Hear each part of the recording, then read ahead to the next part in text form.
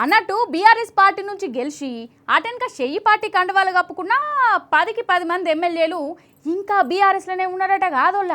కాంగ్రెస్కు వాళ్ళకు సంబంధమే లేదట.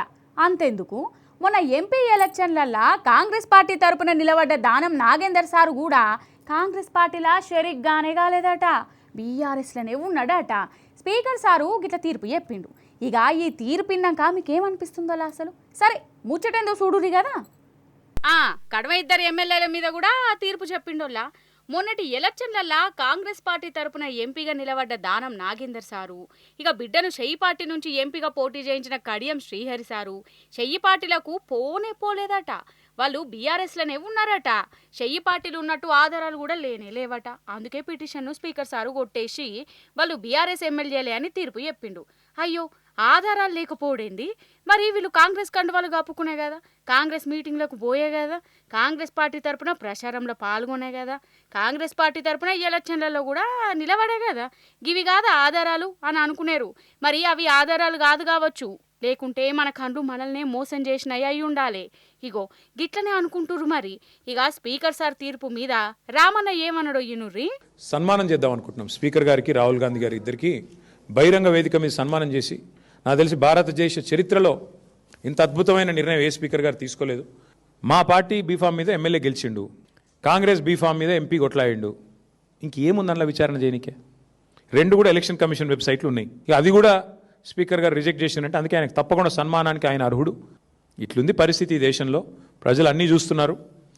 ఓపెన్గా బహిరంగంగా మా బీఫామ్ అంటే నిజంగా దిస్ ఇస్ బహిరంగ దాడి. ఇది ప్రజాస్వామ్యం మీద, రాజ్యాంగం మీద ఇది రాహుల్ గాంధీ చేస్తున్న దాడి. ఇందులో రాహుల్ గాంధీ అమాయకుడు నేను అనను, రేవంత్ రెడ్డి దోషి అని నేను అనను. దీన్ని చేయిస్తున్నదే రాహుల్ గాంధీ. ఏ రాహుల్ గాంధీ అయితే రాజ్యాంగం పట్టుకొని పోజులు కొడతాడో, డైలాగులు కొడతాడో, యాంటీ డిఫెక్షన్ లా తెస్తా అని చెప్పి తుక్కుగూడలో తుక్కు డైలాగులు కొట్టిండో అదే రాహుల్ గాంధీ బుద్ధి తక్కువ పని ఇది. ఆ రాహుల్ గాంధీకి ఏమైనా సిగ్గు లజ్జ ఉంటే ఆయన సమాధానం చెప్పాలి. మీరే చెప్తారు కదా, యాంటీ డిఫెక్షన్ లాని సమర్థవంతంగా అమలు చేస్తాం, మేము వెంటనే 10 రోజుల్లో ఆటోమేటిక్ డిస్క్వాలిఫికేషన్ చేస్తామని చెప్పారు రాహుల్ గాంధీ గారు. రేవంత్ రెడ్డి గారు ఏం చెప్పారు? పార్టీ మారిన వాళ్ళని రాళ్లతో కొట్టి చంపమన్నాడు. ఇప్పుడు ఎవరిని కొట్టాలా రాళ్లతో? రాహుల్ గాంధీని కొట్టాలనా, రేవంత్ రెడ్డిని కొట్టాలనా? ఇది రామన్న మాటే కాదు, ప్రతి ఒక్కరి మనసులున్న మాటనే. ఓ దిక్కేమో శ్రీమాను రాహుల్ బాబు సార్ వారు రాజ్యాంగం బుక్కు చేతుల పట్టుకొని కాళ్లకు బల్పాలు కట్టుకొని దేశమంతా తిరుక్కుంటా రాజ్యాంగం పరిరక్షణ అనుకుంటా తిరుగుతుంటాడు. పార్టీ మారినోళ్లను పదవులకెళ్ళి తీసేయాలి అంటాడు. ఇంకో దిక్కు మన తెలంగాణలో గింత జరుగుతుంటే ఏం గానరానట్టు, ఏం ఇనవడనట్టు, అసలు మాటలు రానట్టే చేస్తాడు. మరి ఇది ఎక్కడి రాజ్యాంగం పరిరక్షణ? ఆయన రాజ్యాంగం బుక్కు పట్టుకొని తిరిగి దాని ఇజ్జత్ ఎందుకు తీస్తున్నట్టు? అంటే రాజ్యాంగం పేరుతోని జోకులు చేసుడు కాకుంటే ఇంకేంటిది ఇది? ఇక రాహుల్ బాబు కథ గట్లుంటే మన సీఎం రేవంత్ సారేమో అప్పట్లో చిన్నగా డైలాగులు కొట్టిండా అసలు. పార్టీ మారిన లీడర్లను రాళ్లతోని కొట్టి చంపాలి అని ఓగం ముచ్చట్లు చెప్పేనా?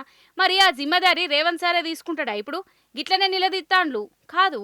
పార్టీ మారినోళ్ళు మారతామాయే, మరి సపోర్ట్ చేయక ఎమ్మెల్యే పదవికి రాజీనామా చేసి మళ్ళా ఎన్నికలకు పోయి అదే కాంగ్రెస్ పార్టీలు ఉండొచ్చు కదా.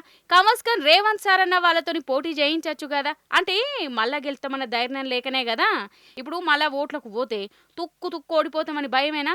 గట్ల నడుతుంది మరి.